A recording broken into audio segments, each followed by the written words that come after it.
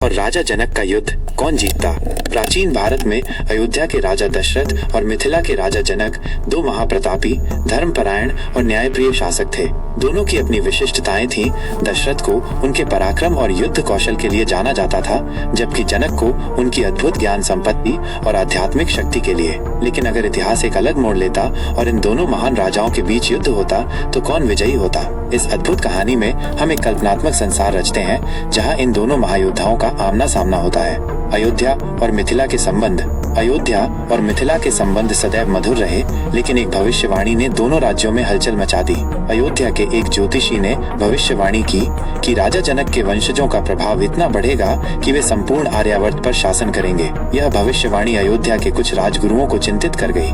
दूसरी ओर मिथिला के कुछ विद्वानों ने भविष्यवाणी को एक नए दृष्टिकोण से देखा। उनका मानना था कि राजा जनक के राज्य का आध्यात्मिक प्रभाव इतना बढ़ेगा कि अन्य राजाओं को भी उनकी नीति और दर्शन के अनुसार चलना पड़ेगा। राजनीतिक तनाव और युद्ध।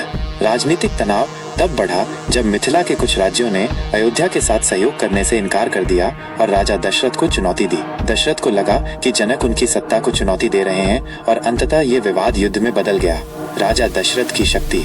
राजा दशरथ अपने समय के सबसे शक्तिशाली योद्धाओं में से एक थे। उन्होंने देवताओं के भी साथ युद्ध किया था और उनकी रथ युद्ध शैली अनुपम थी।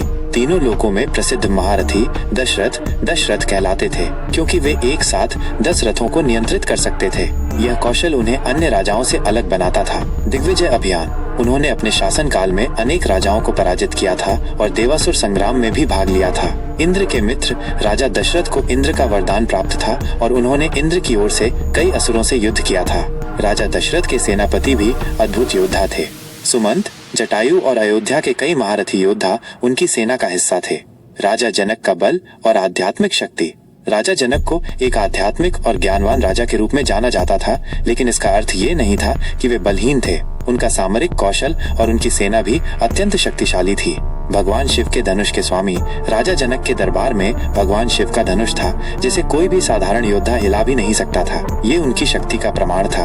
अद्भुत सैन्य संगठन। मिथिला की सेना अत्यधिक अनुशासित थी और उसमें कई शक्तिशाली योद्धा थे जो ज्ञान और युद्ध कौशल दोनों में निपुण थे। ऋषियों और तपस्वियों की शक्ति। मिथिला ऋषियों और सिद्ध पुरुषों का निवास था। उनकी आध्यात्मिक शक्ति राजा जनक को अद्भुत बल प्रदान करती थी। राजा जनक स्वयं ब्रह्मज्ञानी थे और योग बल के माध्यम से कई प्रकार की अदृश्य शक्तियों का प्रयोग कर सकते थे।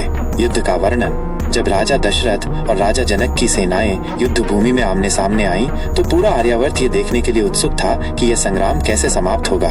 दशरथ ने अपने रथ पर चढ़कर युद्ध का आह्वान किया और उनकी सेना ने मिथिला की सेना पर धावा बोल दिया। अयोध्या के वीर योद्धाओं ने भयंकर युद्ध किया, लेकिन मिथिला की सेना भी पीछे हटने को तैयार नहीं थी। प्रथम आक्रमण। अयोध्या की सेना ने अपने शक्तिशाली घुड़सवार दल के साथ मिथिला पर आक्रमण किया, लेकिन जनक की सेना ने अपनी रणनीतिक बुद्धिमत्ता से उन्हें रोका। धनुर्विद्या की परीक्षा।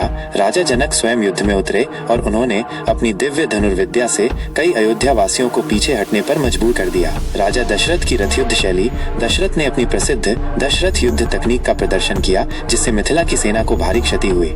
युद्ध दिन भर चलता रहा, लेकिन कोई निर्णायक परिणाम नहीं निकला। युद्ध का अंत। युद्ध के दूसरे दिन राजा जनक ने अपनी तपोबल और ब्रह्म ज्ञान का प्रयोग किया।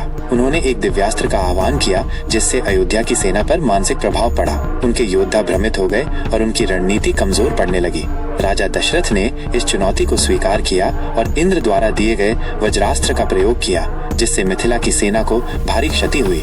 युद्ध में कोई भी पक्ष हार मानने को तैयार नहीं था। तभी महर्षि वशिष्ठ और महर्षि याज्ञवल्क्य ने हस्तक्षेप किया और कहा, तुम दोनों एक ही धर्म के रक्षक हो। यह युद्ध विनाशकारी होगा। तुम्हारी शक्ति तुम्हारी बुद्धि में है, न कि रक्तपात में। दोनों राजाओं ने अपनी तलवारें नीचे कर दी और इस प्रकार युद्ध बिना किसी विनाश के समाप्त हुआ। निष्कर्ष। अगर केवल युद्ध कौशल की बात करें तो राजा दशरथ एक महान योद्धा थे और वे युद्ध में अधिक सक्षम थे, लेकिन यदि आध्यात्मिक बल, रणनीति और आत्मसंयम को देखा जाए तो राजा जनक कहीं अधिक शक्तिशाली थे। अगर ये युद्ध अंत तक चलता तो संभवतः राजा दशरथ अपनी सैन्य शक्ति से विजय प्राप्त कर सकते थे, लेकिन राजा जनक अपनी आध्यात्मिक शक्ति से उन्हें रोक सकते थे। इसलिए निष्कर्ष ये निकलता है कि राजा दशरथ भौतिक रूप से शक्तिशाली थे, लेकिन राजा जनक आध्यात्मिक रूप से अजेय थे। आपका क्या विचार है? यदि ये युद्ध सच में होता तो कौन विजयी होता? हमें कमेंट में बताइए और इस महाकाव्य कथा को अधिक से अधिक लोगों तक पहुंचाने के लिए